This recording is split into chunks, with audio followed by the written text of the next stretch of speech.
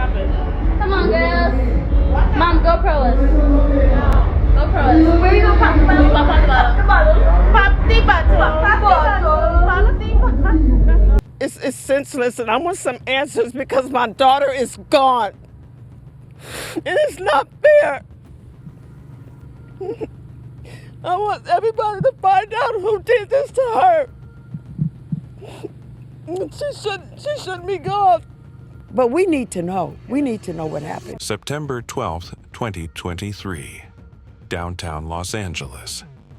The sun hangs low over the city's gleaming high-rises as LAPD officer Kevin Hui approaches a luxury apartment building on South Figueroa Street, near the 110 freeway.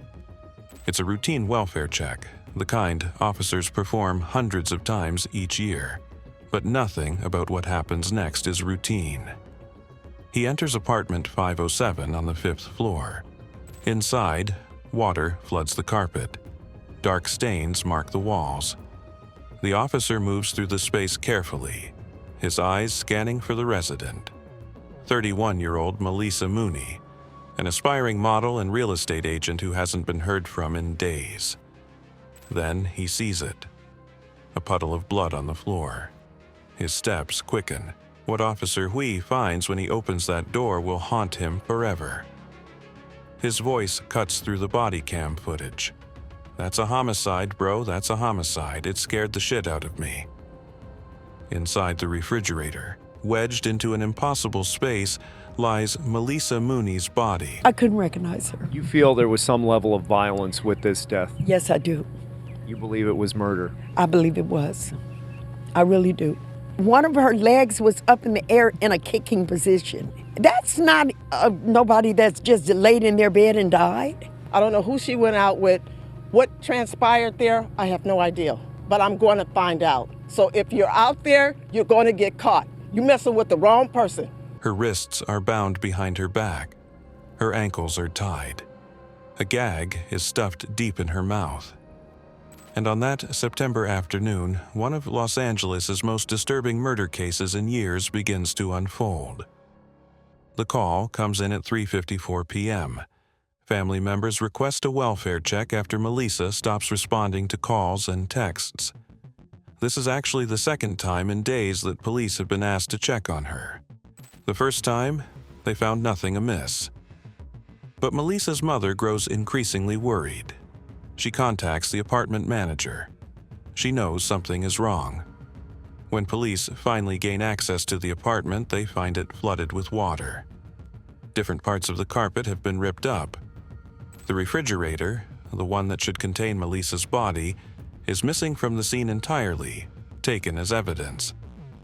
Maleesa's sister, Jordan Pauline, a Guyanese pop star with over 1 million Instagram followers, arrives at the scene. She later describes it as, honestly, so chilling. I've never experienced anything like that before. Trauma, her whole body damaged, her entire body, from her head to her toes. Whatever happened that night was very scary and traumatic. I know she was so scared, I just hate to think about it. Jordan takes to Instagram with a message that pierces through the digital noise. Never in a million years did I think I'd have to make this post and get justice for my one and only sister. My heart is crushed. This hurts so bad. The two sisters grew up in South Los Angeles' Hyde Park neighborhood. They were best friends. "I can't believe my big baby sister is gone," Jordan writes. "The reason I'm me is because of you. My first best friend, the one who taught me everything I know." But the discovery of Maleesa's body is only the beginning. As investigators process the crime scene, they realize they're looking at something far more sinister than a simple homicide. This is torture. This is brutality. This is calculated violence. Maleesa Mooney is building a life in Los Angeles. At 31, she works as a real estate agent in Beverly Hills while pursuing her modeling dreams. She's kind, genuine, loving. Everyone who knows her says so. She lights up every room she enters. She sees the good in everyone, and she's pregnant. 2 months along, finally expecting the child she's always wanted. The last confirmed sighting of Maleesa comes on September 6th. Security footage captures her arriving at her building with a woman and a man.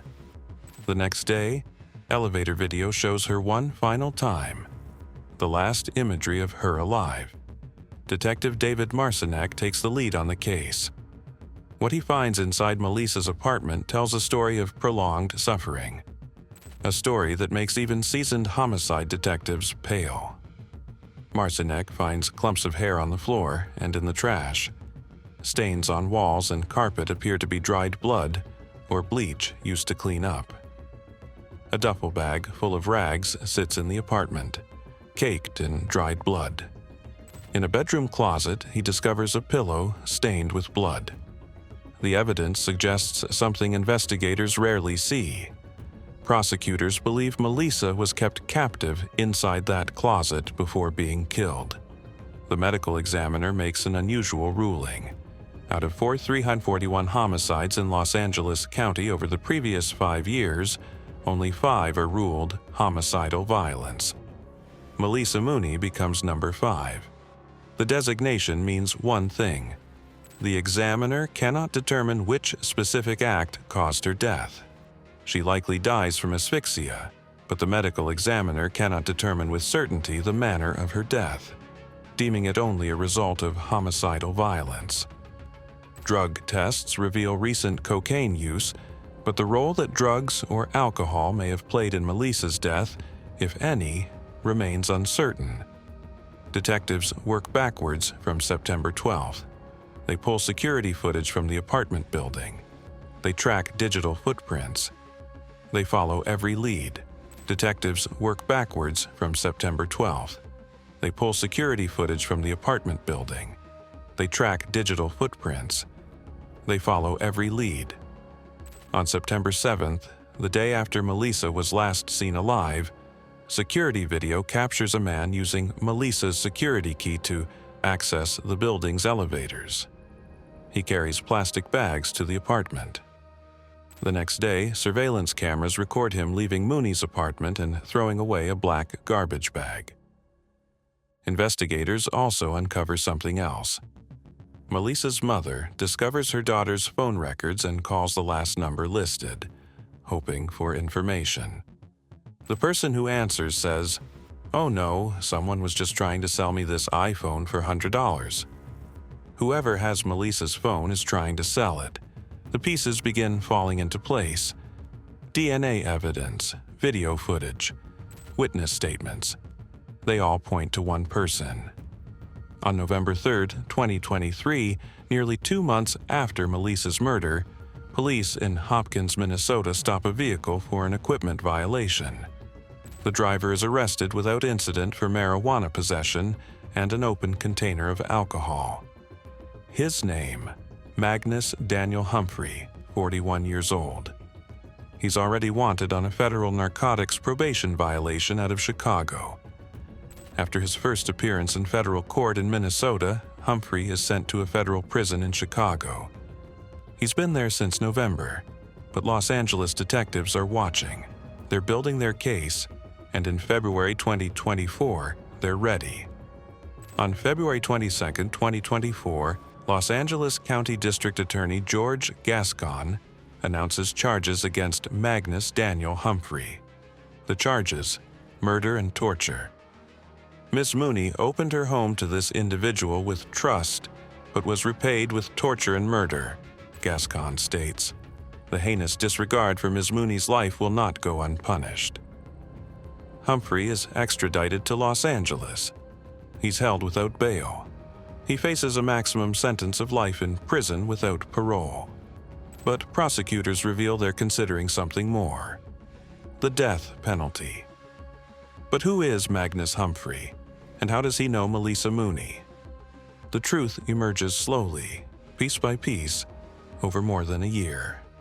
It isn't until October 16, 2025, over 2 years after Maleesa's murder, that prosecutors finally reveal the full story during a preliminary hearing. Magnus Humphrey and Maleesa Mooney are introduced through Humphrey's estranged brother in September 2023. They engage in a 5-day romance in the days leading up to her death. 5 days, that's all the time they know each other. But according to witnesses, those 5 days are intense. Humphrey becomes obsessive about Maleesa. The pair are rarely more than 1 foot apart during their week-long relationship. "That's my girl, that's my woman," Humphrey says about Maleesa during those 5 days, according to Dossett. He makes comments about marrying her. Maleesa even brings him to a family barbecue. But there's a complication in this whirlwind romance.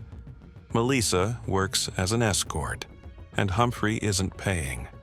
Not for her time, not for groceries, not for the cocaine they're both using.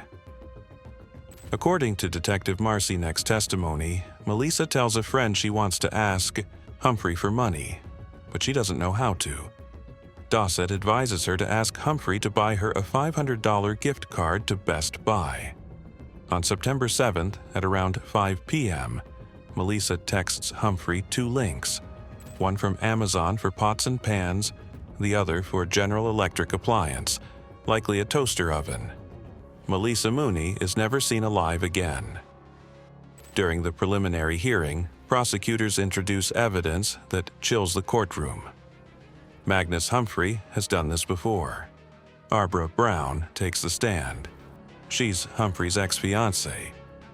They were set to have a child together in 2009, but the baby is born prematurely and does not survive. They split shortly after.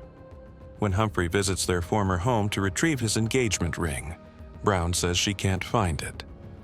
Humphrey gets a look in his eyes like he wasn't there. What happens next is horrifying. Brown alleges Humphrey punches her repeatedly, smashes 2 picture frames over her head, pistol whips her, and strikes her with their baby's urn before forcing her into a closet at gunpoint. Inside that closet, he whips her with an electrical cord. Humphrey tells Brown to come up with a 90-second dissertation on why their relationship is ending. He also argues there's no evidence that Humphrey intended to make Maleesa suffer, which is crucial for the torture charge. Lambrose moves to dismiss both felony charges, calling the case too thin to survive. But Judge Drew Edwards isn't convinced by the defense arguments. After a 4-day preliminary hearing in October 2025, the judge rules there is enough evidence for Humphrey to stand trial. The charges stand: murder and torture. Deputy District Attorney Nistorescu describes the killing as a cold, calculated, premeditated act of violence.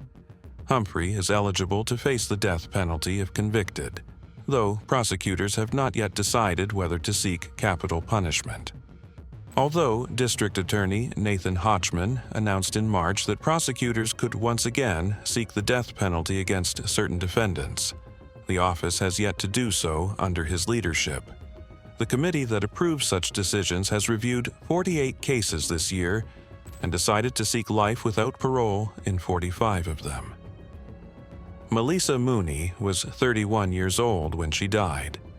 She was 2 months pregnant, expecting the child she always dreamed of having. She was building a career in real estate and modeling.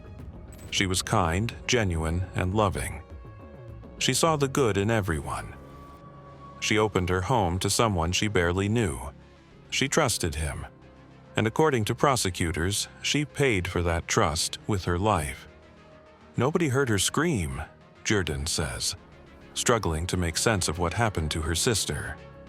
Like, I am just so confused. I just need answers, just something. The trial will determine whether Magnus Humphrey is responsible for Maleesa's death. But regardless of the outcome, one truth remains.